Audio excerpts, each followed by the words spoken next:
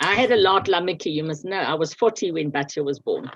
We got this is our second last. Amen. Thank you. This is our second last Lamiki. But thank God. Wonderful. Okay, ladies, let's learn some Torah together. So what I wanted to look at was actually right at the end of the parsha. So the parsha speaks about. There's the difficulty with these parshas actually is in a way is that it's just it's a lot of musar and it's a lot of stuff. And so what I thought is to look at right at the end of the parsha. That's Dvarim Tet Zayin. Sorry, are you recording? It doesn't say recording. I am recording. Oh, sorry. So Dvarim Tet Zayin speaks about, that's chapter 16, speaks about the Chagim.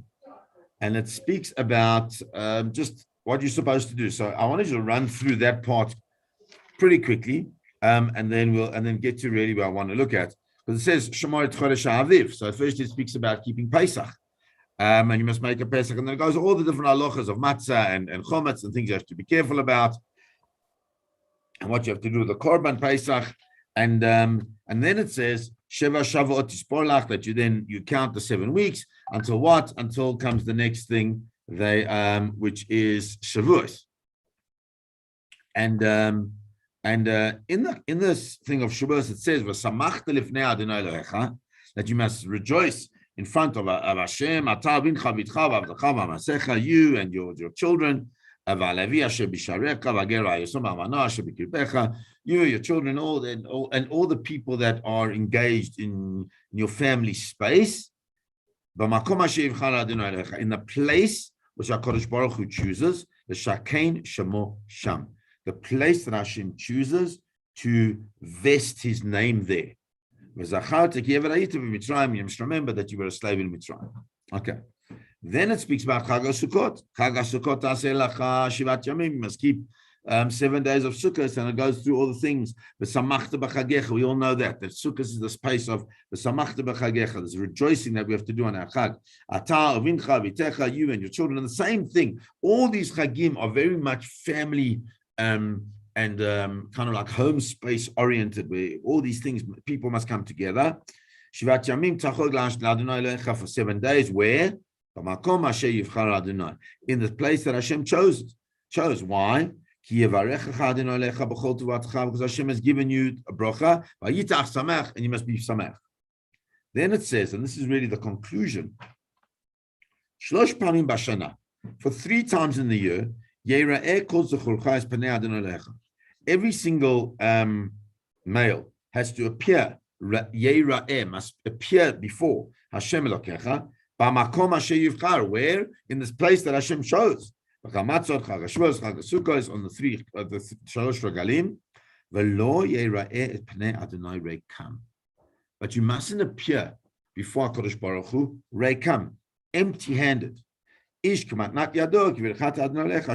But rather, you must appear before HaKadosh Baruch Hu with something, according to the bracha that you received from Hashem. So what does that mean? So Rashi says, person who has a lot must bring a lot, and a person who has a little can bring a little.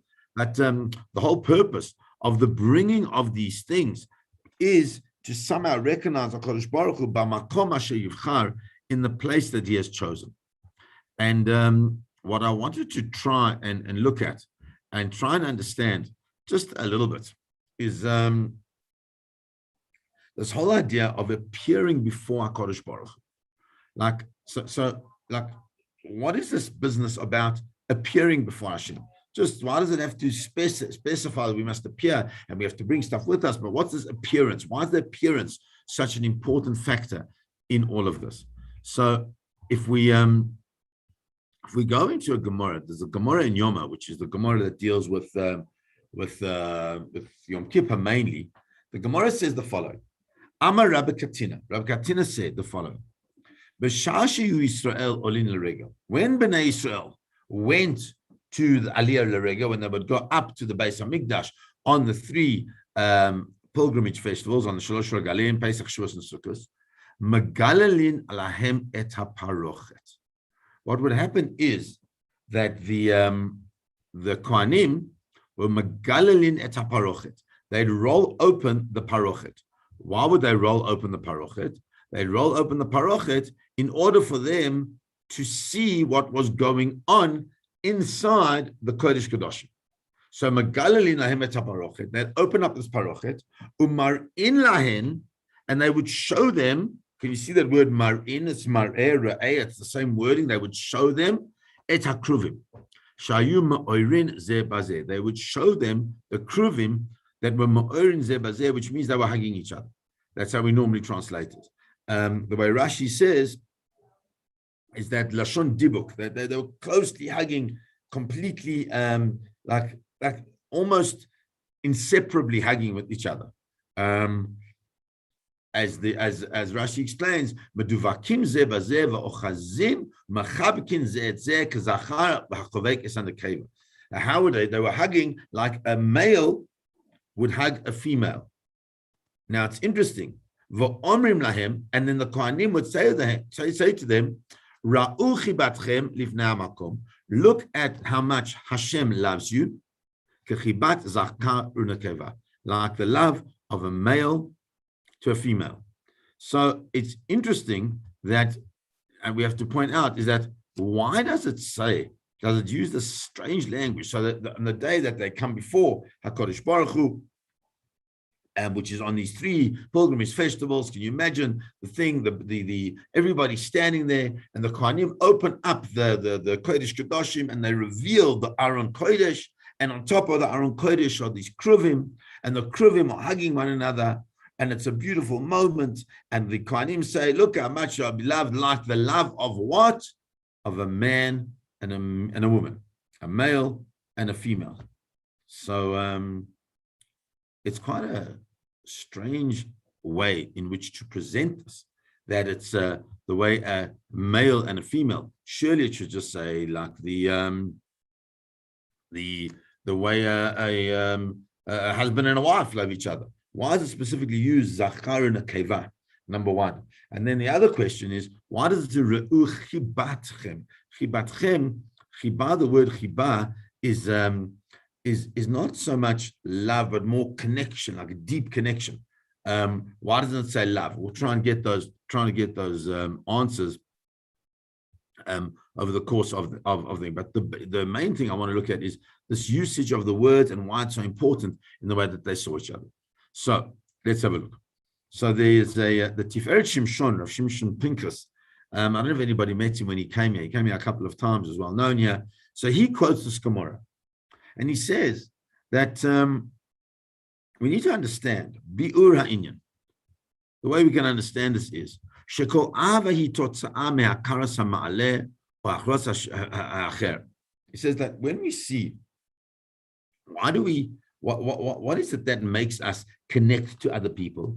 What makes us connect to other people is the fact that we see within those people something that we admire, something that we love, that's in friendships. But when it comes to a parent and a child, that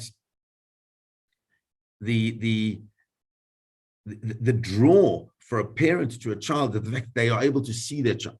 They see the way he says, even if a person sees their child and they don't know that it's their child, says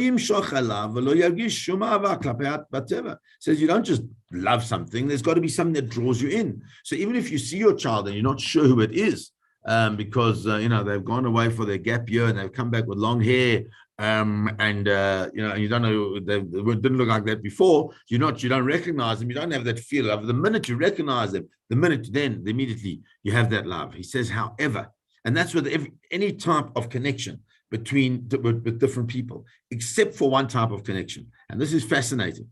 He says, he says, but the connection between a male and a female, between a man and a woman, specifically the man to the woman, is completely different. The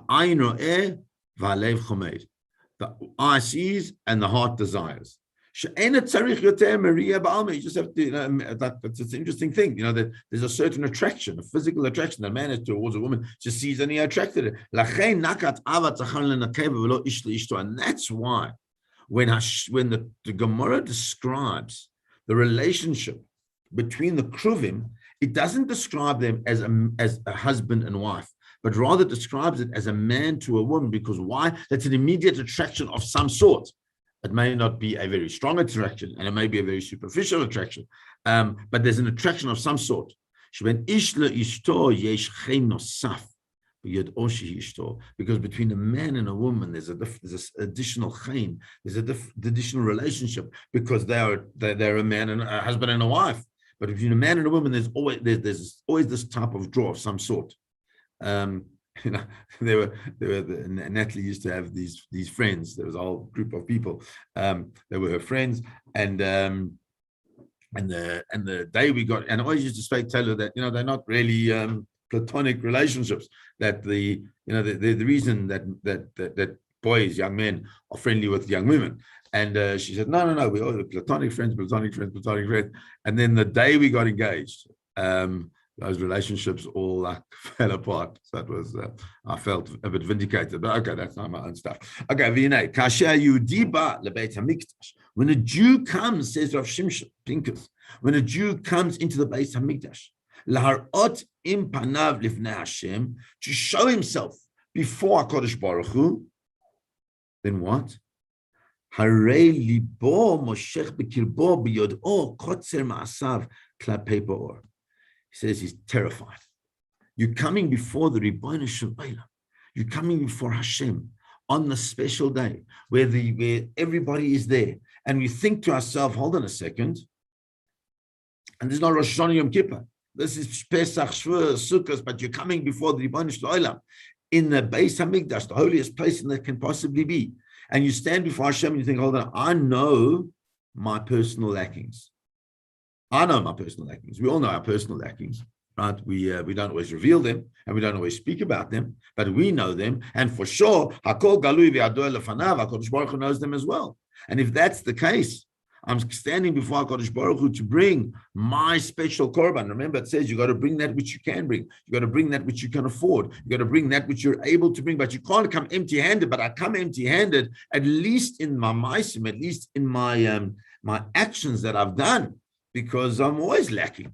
That's part of the nature of the human being.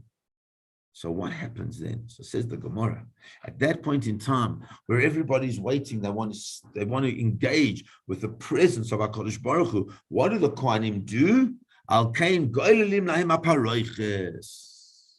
They open up the parochet. And what do they see? Lomar, to tell them, Shachiba kan ein chiba shel hakaras ma'aleh. It's unbelievable. That the love that HaKadosh Baruch Hu has for us is not because he sees the value in each one of us in the separate aspects of the things that we do and the value that we bring because we're able to manifest our potential in such a way. Ella shel re'iyah. The connection, the love that Hashem has for us is the same draw that when a man sees a woman, so too is the draw for HaKadosh Baruch Hu. When he sees us, he just has to see us. And then there's an immediate draw towards us because he's drawn to our neshamas. And all we need to do is just come to the Beis HaMikdash.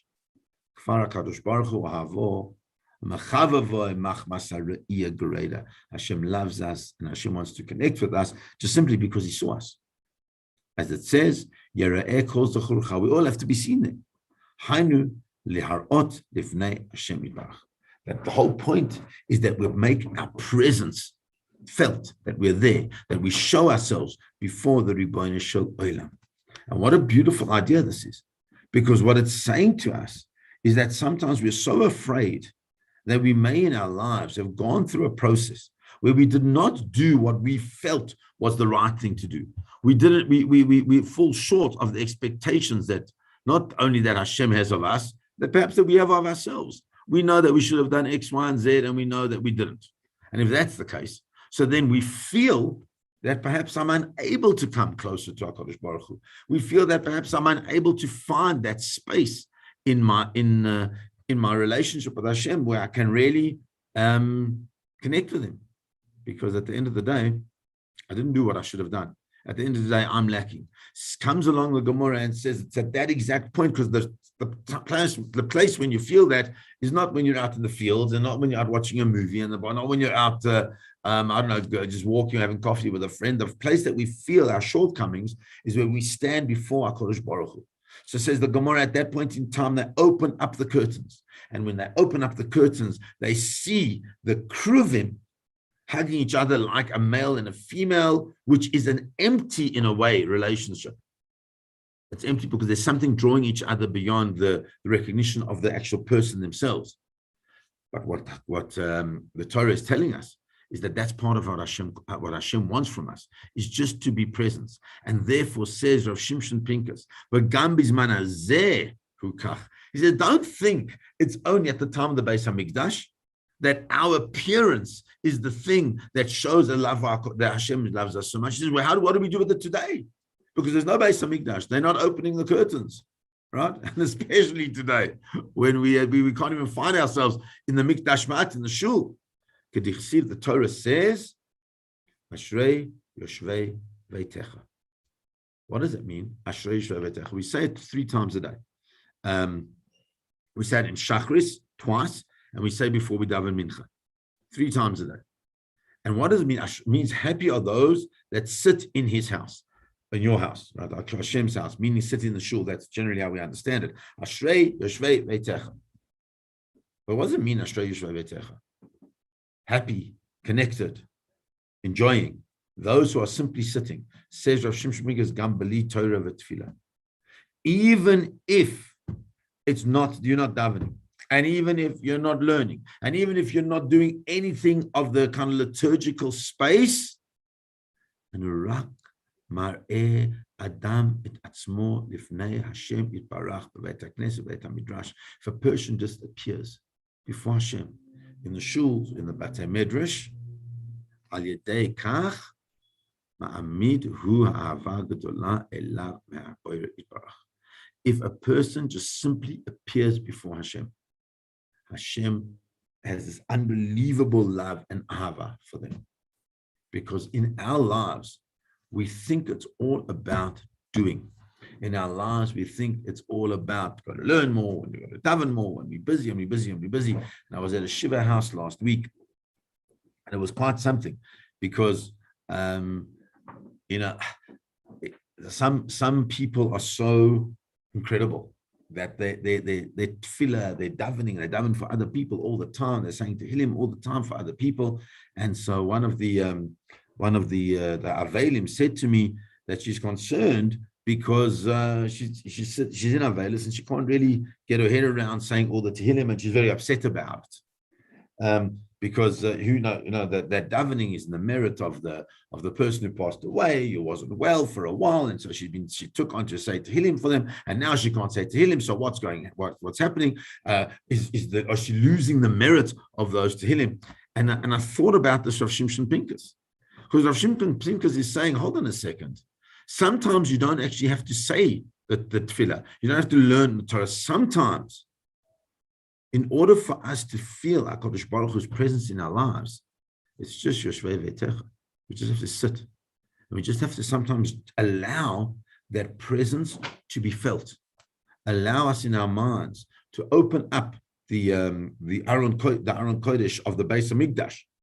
Allow ourselves in our minds to see the Aron with the Kruvim, and to see these 2 Kruvim connected to one another, Kazachar and a keva, like a man and a woman, simply because there's an attraction. And I think when we think about that, we can feel that no matter what we do, there's an attraction. That HaKadosh Baruch Hu always feels connected to us. And because he always feels connected to us, perhaps we have to start realizing that we should be more connected to him. Not only through the practical things that we do, but just in the mindset that we have. How do we connect toward Ribono Shel Olam? How do we find that space in which Hashem is so presently there? And I think one of the answers is just simply by keeping quiet. Is that sometimes the halacha says that the Hasidim Rishonim, the early Hasidim, used to, what they would do is that before they would daven, they would spend an enormous amount of time. Shah achas, the Shah achas they describe as being Shah achas means an hour, like an hour. They would take this time before they davened in order to really contemplate and sit and then they would daven. Our question we have to ask ourselves is, how much time do we take before we daven? How much time do we take in our preparation of our tefillah rather than just in the tefillah itself? And so therefore, what Rav Shimshon Pinkus is telling us is stop and listen. There is a Ben Yehoyada who takes this Gemara and he discusses it a little bit more, and I'd like to discuss it because I think that's such an important concept. The Ben Yehoyada says that minag avat re'im. That what is the minag? What is the way that people love each other? How do friends love each other? Reuven ohev et Shimon. So Reuven likes Shimon. They're best friends. It says, how does it work? That if you have a deep friendship for somebody else, you should, it would seem to be that in the same way as you have respect and you love and you have a deep relation for that person. So is it you should love everybody who loves Shimon, and you should dislike everybody who dislikes Shimon. But the love of a man to his wife is different. It's fascinating. Reuven has got two wives, Bila and Zilpah. Okay, so Bila and Zilpah are the wives of Reuven. Just using names as an example, the way they always describe these things. Shem Tzarat Zulazeh, that because they shared wives, so then they have a little bit of a clash with each other, which is, by the way, one of the reasons why Rabbeinu Gershom said that's not appropriate any longer, because we can't understand the dynamics of the environment for men to marry two wives. Says that they dislike each other. But a man can love both of them, even though they dislike each other. He says so too. That's the same way the HaKadosh Baruch Hu loves us. He says that that we are like the bride of HaKadosh Baruch Hu. Now let's say there are two great tzaddikim, that the one hates the other. Where do we find such an example? We find such an example. It says like Shaul HaMelech. Shaul HaMelech was a great tzaddik, it was unbelievable, but he hated David. Shaul sonet David v'Kadosh Baruch Hu ohev et shneim. Hashem still loved both of them. It says that's what it means, that the kruvim was zachar and nekeva, male and female. They connected, they hugged one another to show that the love of HaKadosh Baruch Hu to the Jewish people is like the love of a man to his two wives. That even though they may dislike each other, HaKadosh Baruch Hu is still going to connect with them. And therefore, it says, that's why it specifically mentions that it's the man to the woman, it's the man to his two wives, even though they may dislike each other, even though there's a big tzoros going on within their relationship, nonetheless, HaKadosh Baruch Hu loves us. And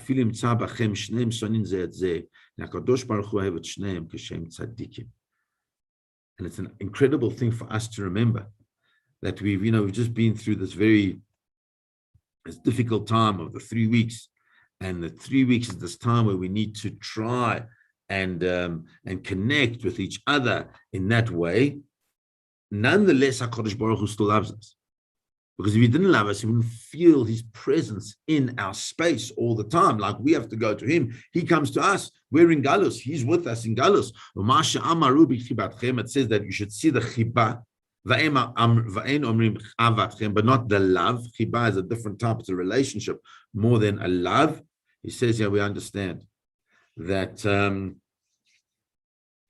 that we need to realize that when Am Yisrael, that what happens is, that what happened is when Chava ate from this tree, that what she did is that she brought a certain type of very negative energy into the world, and that negative energy has got the it was, they say, 24 measures of that negative energy, and that negative energy, the 24 is the word ava.